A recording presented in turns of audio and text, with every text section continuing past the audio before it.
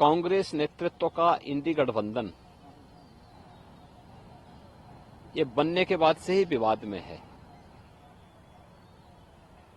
और इसलिए उनके नेताओं के विवादास्पद बयान ये कोई नई बात नहीं है। सबसे दुर्भाग्यपूर्ण स्थिति ये है, ये स्वार्थ का गठबंधन है।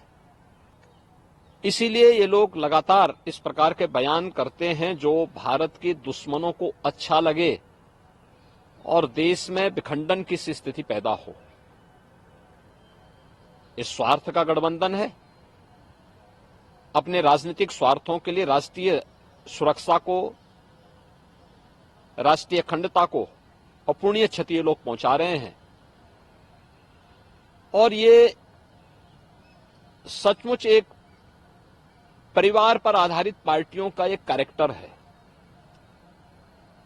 कांग्रेस हो, नेशनल कॉन्फ्रेंस हो या समाजवादी पार्टी, इनके बयान आतंकवाद को प्रश्रय देने वाले, राष्ट्रीय सुरक्षा के साथ खिलवाड़ करने वाले, भारत के बहादुर जवानों की शहादत को अपमानित करने वाले हैं।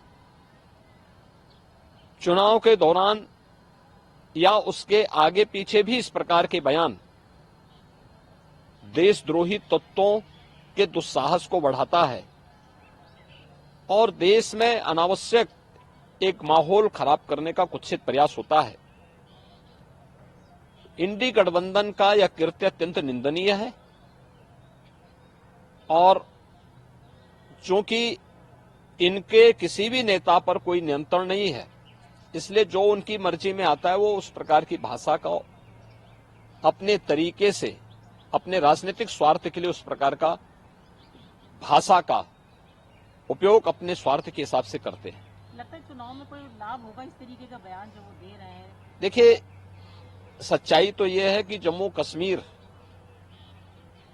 विकास की एक नई धारा के साथ जुड़ करके आज देश के अंदर एक बेहतरीन लोकतांत्रिक माहौल की तरफ जा रहा है।